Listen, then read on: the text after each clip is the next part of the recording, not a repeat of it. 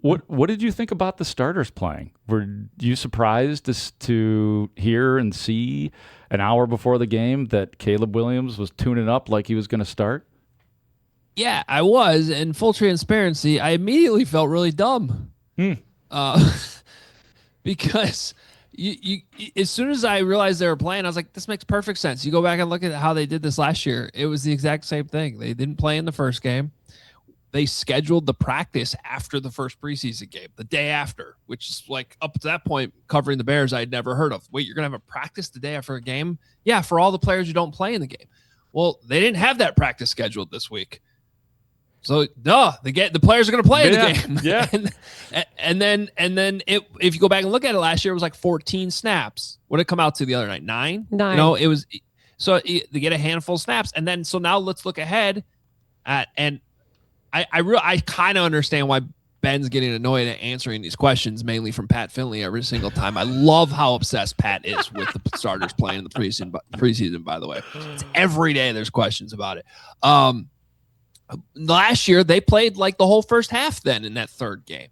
Now, the only thing that I didn't know is different, and it still could be different, is the scheduling of the joint practices, because last year it was the first week and the second week of the preseason. This year it's the second week and the third week. So does that change anything? I mean, it seems like if you're going to take Ben at his word, they literally are on a snap count for the entire training camp, and they're trying to get to a certain number. So maybe if they do get to that number by the end of Thursday's practice in Nashville, you don't see them play as much Saturday in that game.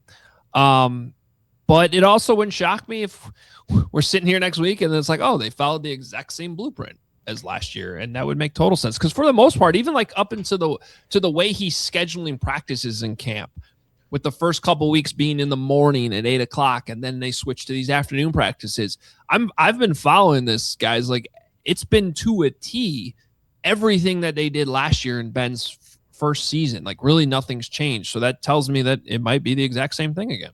Well, I think also, Adam, how much does this actually extend? Because, for example, yeah, the difference was, 14 snaps last year, 9 this year. But remember all the discussion about how Dan Campbell pointed out that was the Lions' preseason plays, and then Ben Johnson goes, yeah, that's exactly why I ran them. So are those being duped as well? You can't really tell all the time because of how a play breaks out every single time in a game. But I wonder about that too in all of this. One of the things I appreciate about Ben is even go to the scrimmage that they held at House Hall before the first preseason game, that week, that Tuesday. They went through the routine, the warm-up routine on the field, the pregame routine, just for the players to go through, for, the veterans to just have it like refreshed in their memory, how they do things before games. And then for the newcomers and all the young players and the rookies that haven't been there before, at least with this team, or even some of the veterans who haven't been through it with this team, to know what they're doing just from a warm-up standpoint before a game.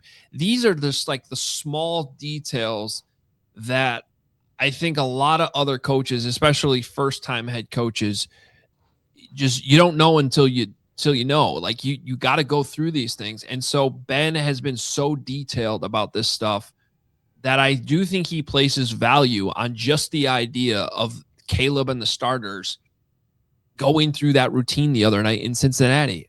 Like, you had a workout last week at Soldier Field before the Browns game. Well, this time, no, you're going to get dressed up. You're going to put your pads on. You're going to put your helmet on, and you're going to go through the whole routine. You're going to actually go out for the coin toss. You're going to see the opening kickoff, and then you're going to go through a series. And if that's it, like, some coaches might say there's not a lot of value in that. I think there's an argument there and how much value there is. But for Ben, that stuff matters. And so I think that's kind of where he puts extra emphasis in some of these really small details that might seem boring to other people, but to him, it all matters. Talking Bears with Adam Hoge of CHGO and the Hoge and Johns podcast on the all-new Rahimi and Grote Show here on 104.3 The Score. I love that you kind of did the deep dive, so to speak, on the left tackle position or the offensive line in general. Adam, what can you share with us about that very much position of interest heading into the 2026 season for the Chicago Bears? Yeah, so good news and bad news. The good news is, a week ago when I watched that did the exact same routine, went through the tape on the left tackles, Karan Amagaji, Jedrick Wills against the Browns. I saw two guys that I'm like, these just are not starting left tackles in the NFL. They're and then the Bears evidently agreed because we got to practice last week and they were no longer in the left tackle competition. They're getting work on the right side. Jedrick still getting some work on the left, which tells me he could still be in the mix for the swing tackle position, or potentially if he's stashed on the practice squad, could be potentially somebody that you continue to work on both sides in the future this season. The good news is I saw better left tackle play this week. I saw guys that I think can at least be serviceable left tackles in the NFL. I still didn't see, oh my God, this guy should win the competition type of play. In fact, both guys ultimately graded out negatively for me. I have the numbers if you really want me to get super nerdy. Yes. 15 snaps for Braxton Jones. I had 3 good plays, 3 bad plays, and then the one really bad play, which was the holding penalty, which derailed that first drive. So, you do the math on that with a little extra emphasis on the extra bad play. It's like comes out to a -2 and a plus, simple plus minus system. Theo Benedict, 22 snaps. This is only left tackle. I know he played a little bit at right tackle too. This is just his left tackle snaps. 3 good, 4 bad. So almost the exact same thing, right? It's still not good enough. If I'm Ben Johnson, if I'm Ryan Poles, I'm looking at this, I'm like, this is still not giving us clarity at the position. It was better than a week ago. I don't think you need to bench these guys or take them out of the competition like you had to do with Karan and Jedrick Wills, but it still doesn't make me feel great about lining up against the Carolina Panthers in a few weeks and giving you what Ben ultimately continues to say, he wants first and foremost, he needs his tackles on either side, but especially in this left tackle thing as we're talking about it, to be able to pass protect. Can you pass protect one-on-one? Everything else there is gravy, as he puts it. And as he likes to say with Darnell Wright and said on Hoge and Johns when we interviewed him, Darnell Wright's got all the gravy. Well, we're not even talking gravy at left tackle right now. We're still just trying to find the guys that can block somebody one-on-one. And when I'm watching the tape and seeing these two guys in Braxton Jones and Theo Benedict struggling to block Cedric Johnson, who's a backup defensive end wearing number 52 for the Bengals and was causing both of these guys a bunch of trouble when they're not even playing their starters, that's concerning right now when we're just a few weeks away from the regular season. Hoge, it's a great breakdown, and all it makes me think here right now is that we are headed for, I think, a repeat of last year when Ben Johnson was asked who's going to start at left tackle, and he said, we're going to go with Braxton Jones, which was not convincing out of his voice. They're going to go with Braxton Jones. It feels like they don't really have a choice, and you didn't really lay out a great case for Braxton Jones, but it's got to be Braxton Jones just because of the experience factor in Jones over, I guess, Benedict, right? I think so. I think ultimately Theo could start if something were to happen with Darnell Wright, I would probably feel a little bit better about Theo starting games on the right side. I do think he can be your swing tackle, which means he needs to be able to play left. I think you can help both of these guys with tight ends and chips and get by. The good news is, just like last year where they survived, 3 of their other 4 spots are very good. I would say 2 of them are elite in Darnell Wright and Joe Thuney. Jonah Jackson's pretty darn good too. Yeah. And Garrett Bradbury's probably not what you had with Drew Dahlman last year, but still more than serviceable and a veteran who you can count on. So I think they're okay the rest of the line as long as those guys stay healthy, which is a big if always. And you could survive. So and that's so I agree with you. That's a long way of me saying I agree with you, Grote. I think that's what they're trying to do. They're going to be surviving to start the year. And we're going to continue to monitor Ozzie Trapillo, which I'll throw this in there too, because I can't get this out of my head. When Ryan Poles first revealed on Hoge and Johns that Ozzie was this far ahead of schedule and might actually participate in training camp, which now we see him out there, but not in team drills. He also said for him to really be a factor, we need to see him in padded practices. We need to see him go through some of these padded practices, at least ideally. Well, we're running out of padded practices right now, at least the ones that are part of training camp. Now, I'm assuming they'll put the pads on next week as well, so maybe you throw those in there. But we're really down to Tuesday and Thursday. I'm not saying I'm expecting Ozzie Trapilla to be out there like practicing against the Titans Thursday. I'm also not ruling it out, though, when I hear Ryan Poles say that. And that is just still in the back of my mind as I continue to look at the fact that they've run 4 options now through left tackle, and nobody's really seized the job to this point. No, it's a huge concern, Adam. And, what's the answer? I feel like, is it making sure you've got max protect on left side? Like, do you run the Wumbo package where you get 4 tight ends in there? Hayden Large has made some noise even in the game we just saw on Saturday. And then to add to that, you talked about the defensive moves that the Bengals were making. I think about that Colson Loveland play where you had a situation where a blitz protection wasn't picked up. DeJohn Anthony came in on that safety blitz. That should have been Loveland's guy, I think, theoretically at the line of scrimmage based on how it lined up. So all of the blocking assignments, I think, are still very much in flux, because partially you can't get an answer of the 5 guys on your line. Yeah, I tend to think this is something they can survive. Like, I'm way more worried about the secondary issues on defense. Pretty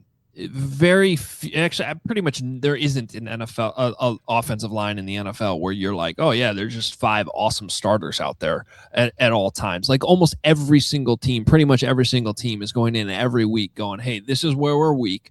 This is where we need to bring extra help. Sometimes that's even with your good players, just because you're going up an elite defensive tackle or a Max Crosby or something like that. Even if it's Darnell Wright, you're like, oh, you know what? We got to bring some extra help over there because we don't want that guy to wreck the game. So that's not really a foreign concept. And I trust Ben Johnson. I think we all do, to scheme that up, whether it's bringing extra help, running to the right side, which we know they're going to do, just establishing the run in general will help. I think that's actually something we should bring up probably more in this thing. You heard Ben talk about it in Cincinnati. Like, they like Theo Benedict as a run blocker. It's the pass protection, right? That he needs to be a little bit better. And let's not forget, we get so caught up in passing this time of year because that's mostly what we see, 7-on-7s and a lot of these team situations in practice, and the run stuff is kind of boring.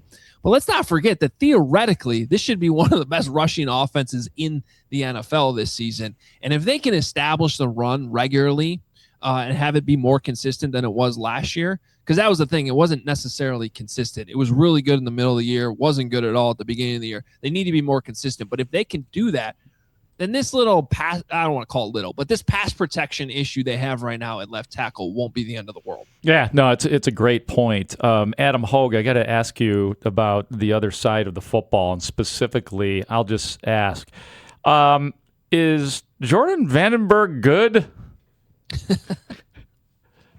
I think so. Yeah. I think the question is, I mean, there's no question he's on this team. Our guy Mark Carmen Grote went as far as to say he's the best defensive.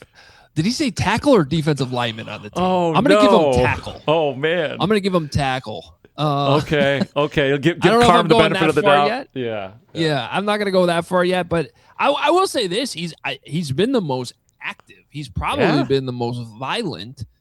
I think there's a little bit of him still not exactly knowing what he's doing, though. So and what I mean by that is, look, he's got a great club move, and he is surprising guys with that. It worked again the other night on poor Cody Ford of the Bengals, who had a rough night. Just kind of club him over the side of the head. He's got great get off. And that's allowing him to win inside and penetrate the pocket, dent the pocket. The thing I was saying, like, I don't even know what his stats were the other night. I don't really care, because even in the middle of the game, just on the TV copy, like, this guy was moving the line of scrimmage every single snap. And that is so valuable.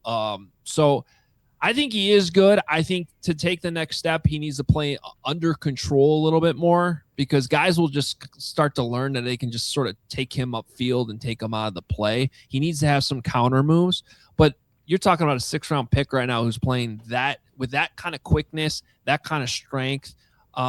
He is good. I think he is good, and I think he's only going to get better as the season goes along and he gets more coaching and he understands a little bit more of what he's doing. But he's on the team, and honestly, I have him up and active on game day. I have him playing. I want him in the rotation. I want him to be making an impact on game day right now. I think he's been that good. Adam, any other observations that you want to pass along from what you saw on Saturday that you think are worth discussion or on your mind? Permission to talk special teams for a second? Absolutely. Of course. All right. Because this does matter from who you're going to keep on the team type of conversation. Okay. So I thought it was very interesting that Skylar Thomas was the personal protector on punt, on the first punt. When it looked like most of you basically, to me, had your first team punt unit out there. That included Ruben Hippolyte as well. So I think with the amount of reps Ruben's getting on special teams, I think he's shown some improvement there and probably speaks good news for him for making the 53. After Skylar Thomas was out there, though, on punt, Savon Ahmed not only took the rest of the reps there the rest of the night as the personal protector on punt, he was also on every kickoff, I believe. And he was very active. Like, he was getting downfield. That speed matters. And so in the conversation of Savon Ahmed versus Roshan Johnson, I'm less concerned about how they ran the ball in that game. I know that's getting a lot of conversation. When we're talking third running back on the team, it's really special teams and pass protection that matters so much. So I think Savon Ahmed did himself some favors the other night as well.